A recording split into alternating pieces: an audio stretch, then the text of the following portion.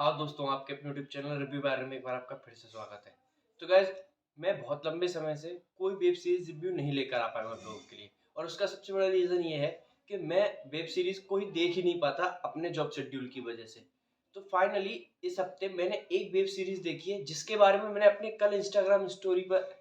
Post किया था कि मैं ये वेब सीरीज देख रहा हूँ और कल मैं इसका रिव्यू लेकर आऊंगा। तो फाइनली आज मैं इस वेब सीरीज का रिव्यू लेकर हाजिर हो गया हूँ। तो कौन सी वेब सीरीज, कैसी है वेब सीरीज और आपको वेब सीरीज देखनी चाहिए या नहीं, और बात करेंगे उसके पॉजिटिव और नेगेटिव के बारे में। तो बिना वक्त जाया करते हुए जल्दी से शुरू करता हूं। ये वेब सीरीज की जो लंबाई है वो है लगभग 7 घंटे। 8 एपिसोड के साथ ये वेब सीरीज आती है और हर एपिसोड की जो लेंथ है वो 45 मिनट से वेरी करती है 1 घंटे तक, जिसमें जो लास्ट एपिसोड है यानी कि 8th एपिसोड है वो 1 घंटे लंबा है। तो एक साथ में बैठकर इतना लंबा टाइम देना मेरे लिए पॉसिबल नहीं था, इसीलिए मैं इसे हर दिन दो दो 3 एपिसोड करके देख रहा था और कल मैंने इसको फाइनली कंप्लीट कर लिया है। तो गाइस, तो जिस वेब सीरीज के बारे में मैं बात करने जा रहा हूँ वो वेब सीरीज है अमेजॉन प्राइम पर रिलीज हुई वेब सीरीज बदांदी द फेबल ऑफ बेलोनी। तो गाइस देखो, ये एक तमिल वेब सीरीज है जिसे सारी साउथ इंडियन लैंग्वेज के साथ साथ हिंदी डबिंग में भी रिलीज किया गया है। अब देखो गाइस, अगर इस वेब सीरीज को देखने के बाद मैं आप लोगों को अपना रिव्यू बताऊं तो मैं बोलूंगा कि बदांदी एक बेहतरीन, वेल रिटन और वेल इंगेजिंग, एक अच्छे खासे स्क्रीन प्ले के साथ बहुत अच्छी मर्डर मिस्ट्री वेब सीरीज है, जो इतना ही नहीं इसके साथ साथ हमें बहुत सारी चीजें, बहुत सारी बातों से भी अवगत कराती है जो इस दुनिया में, जो इस सोसाइटी में, इवन अगर मैं बोलूं कि सोसाइटी में हमारे बीच में चल रहा है, तो आसपास जो हमारे बीच चल रहा है, हालांकि हम उनसे रिलेट नहीं कर पाते, लेकिन जब हम इस वेब सीरीज को देखेंगे ना तो हम इससे बहुत अच्छी तरह रिलेट कर पाएंगे। तो देखो, आगे बढ़ने से पहले शुरुआत करता हूं इस वेब सीरीज के टाइटल से, क्योंकि इस वेब सीरीज का जो थीम है ना वो इसके टाइटल में ही बसा हुआ है, बदांदी, जिसका मतलब होता है, बदांगी तमिल शब्द है जिसका मतलब होता है र्यूमर, हिंदी में बोलूं तो अफवाह, मतलब एक मिस इन्फॉर्मेशन जो। और देखो, इस वेब सीरीज का जो प्लॉट है वो इसी के साथ साथ है कैरेक्टर असैसिनेशन पर, मतलब एक मिस इन्फॉर्मेशन, एक अफवाह किसी भी बंदे के कैरेक्टर को किस तरह से, उसके कैरेक्टर का हनन कर सकती है, उसके किस तरह से चरित्र का हनन कर सकती है, कि जिसकी वजह से सोसाइटी, लोग, मीडिया, ये सब जितने भी फैक्टर्स हैं किस तरह से उसकी लाइफ को अफेक्ट करते हैं। हर इंसान की उसके लिए क्या अपनी सोच बन जाती है, किसी की पॉजिटिव किसी की नेगेटिव, और किस हद तक उसकी लाइफ को और उससे जुड़े हुए लोगों को प्रभावित कर सकते हैं, वो इस वेब सीरीज में हमें देखने के लिए मिलता है। तो गाइस देखो, मैं आप लोगों को बता दूं कि इस वेब सीरीज में एक कैरेक्टर है जिसके आसपास से पूरी वेब सीरीज चलती है, बेलोनी। वो एक बहुत ही, इतनी भला की खूबसूरत लड़की है जिसकी खूबसूरती के पीछे हर लड़का दीवाना है। कोई उसे दिल से प्यार करता है, कोई उसकी खूबसूरती से प्यार करता है, लेकिन उसे पाना सब चाहते हैं, चाहे कोई उसकी खूबसूरती को पाना चाहता हो, चाहे कोई उसे सच में दिल से प्यार करता है इसलिए पाना चाहता हो। तो एक दिन उसका मर्डर हो जाता है, और मर्डर होने के बाद किस तरह से सोसाइटी उसके कैरेक्टर का असैसिनेशन करती है, किस तरह से लोग उसके बारे में नई नई बातें निकालते हैं, और इस जिसमें सबसे प्रमुख जो रोल रहता है वो आपको पता है किसका है, मीडिया का। मीडिया किस तरह से उस लड़की को कैरेक्टरलेस साबित करने की कोशिश करती है, कभी उसको अच्छा साबित करने की कोशिश करती है। तो ये सब दिखाएगा फाइनली क्या होता है, उसका मर्डर किसने किया है, क्या वो सच में कैरेक्टरलेस थी, क्या वो सच में अच्छे कैरेक्टर की थी, अच्छी थी, बुरी थी, क्या थी, वो सब आपको फिल्म के क्लाइमैक्स तक लास्ट एपिसोड में सब कुछ देखने के लिए मिल जाता है। तो गाइस देखो, अब मैं बात करता हूँ फिल्म के कुछ पॉजिटिव और नेगेटिव पॉइंट्स के बारे में। तो सबसे पहले बात करना चाहूंगा फिल्म के पॉजिटिव पॉइंट के बारे में। तो गाइस, फिल्म का जो पॉजिटिव पॉइंट है वो है इस फिल्म का स्क्रीन प्ले। देखो, 7 घंटे लंबी वेब सीरीज है, इतनी लंबी ड्यूरेशन होने के बावजूद भी अगर कोई वेब सीरीज आपको इंगेज करके रख रही है तो उसमें सबसे बड़ा रोल है उस वेब सीरीज की एडिटिंग, उस वेब सीरीज की स्क्रीन प्ले का। क्योंकि देखो, हाँ, मैं एक बात क्लियर कर देना चाहता हूं कि शुरुआत में 1 से 1.5 घंटा, यानी कि देखो पहला एपिसोड तो कंप्लीट, और दूसरा एपिसोड जब तक एस जे सूर्या जब तक वेब सीरीज में एंट्री नहीं लेते और वो वेलोनी के केस को इन्वेस्टिगेट करना स्टार्ट नहीं करते, तब तक आपको जो वेब सीरीज है थोड़ी बहुत बोर कर सकती है। वरना जैसी वो एक बार इन्वेस्टिगेट करना चालू कर देते हैं और दूसरे एपिसोड के खत्म होने के तीसरे एपिसोड से सच में वेब सीरीज इतनी ज्यादा एंगेजिंग हो जाती है कि आप एकदम वेब सीरीज से चिपक जाओगे। और हर एपिसोड ऐसे मोड पे जाके खत्म होता है जहां आपको उत्सुकता रहती है, आप पागल रहते हो इसके नेक्स्ट एपिसोड को स्टार्ट करने के लिए। तो भाई स्क्रीन प्ले तो वेब सीरीज का अच्छा है। देखो पहला दूसरा एपिसोड मैं ये कह सकता हूँ कि बिल्डअप बनाने के लिए लिया गया है तो चल सकता है, क्योंकि बाकी के जो बचे वो 6 एपिसोड है भाई साहब, वो आपके होश उड़ा देने वाले हैं, आपको इतना इंगेज करके रखने वाले हैं कि आपको एज ऑफ द सीट वाला जो थ्रिलर होता है ना वो आपको मिलने वाला है, वो इंटरेस्ट जगने वाला है। दूसरी बात, सबसे बड़ी बात जो इसका पॉजिटिव पॉइंट है वो है इस फिल्म में, इस वेब सीरीज के क्लाइमैक्स में आने वाले ट्विस्ट एंड टर्न्स। देखो एक मूवी आई थी रवि तेजा की खिलाड़ी, उसमें भी क्लाइमैक्स में बहुत सारे ट्विस्ट एंड टर्न्स देखने के लिए मिलते हैं और उस टाइम मैंने उसके रिव्यू में बोला था कि इतने इलॉजिकल और नॉनसेंस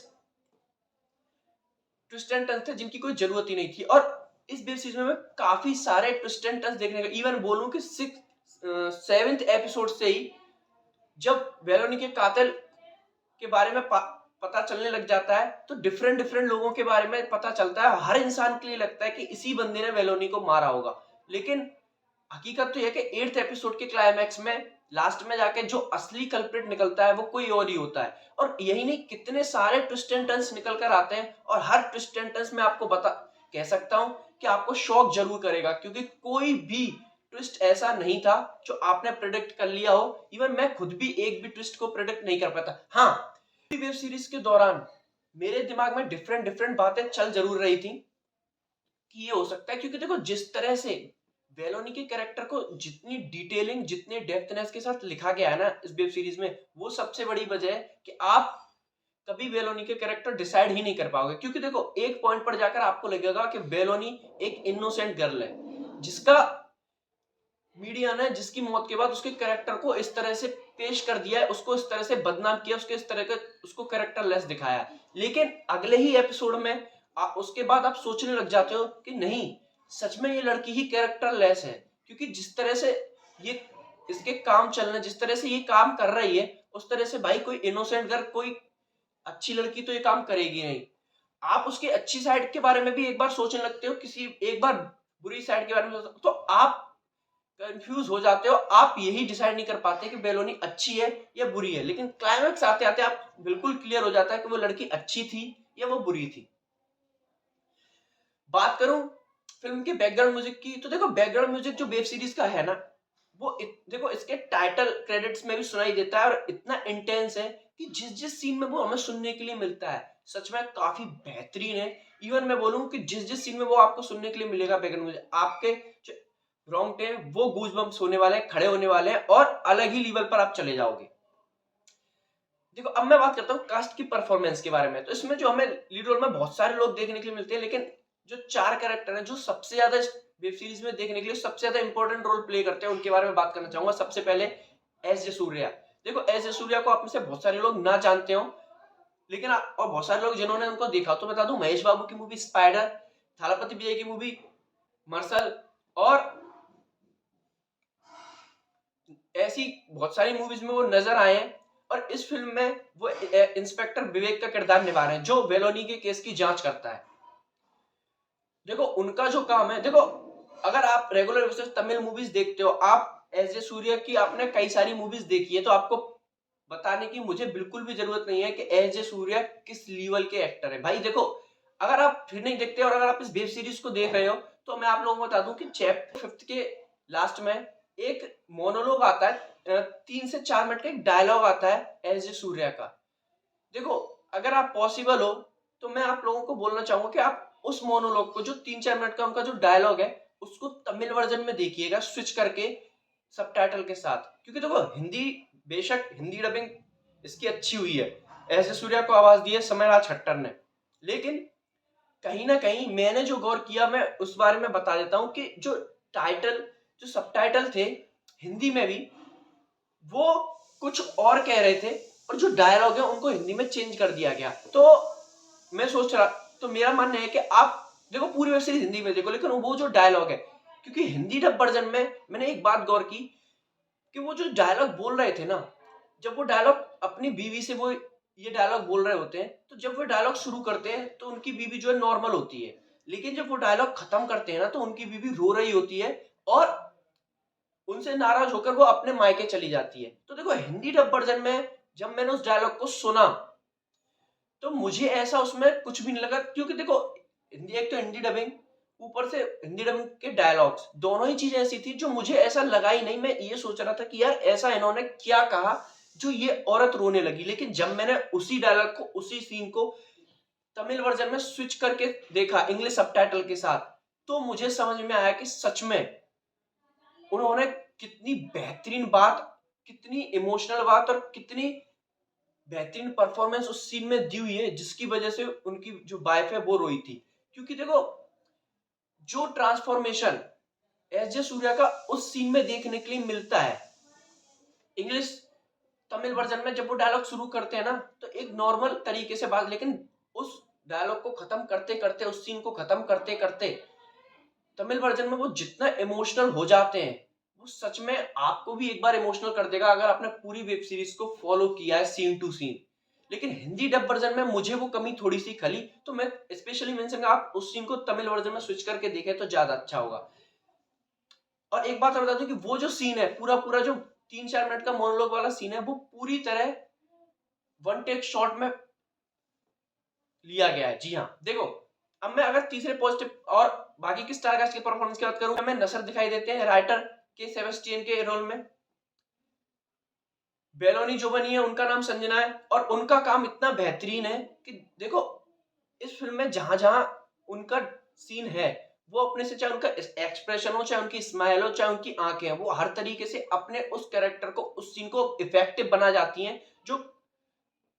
रियलिटी के बिल्कुल करीब लगता है। और यही रीजन है कि उनकी परफॉर्मेंस इतनी बेहतरीन है कि आप थ्रू आउट वेब सीरीज कभी उनके कैरेक्टर के बारे में डिसाइड कर ही नहीं पाते हो।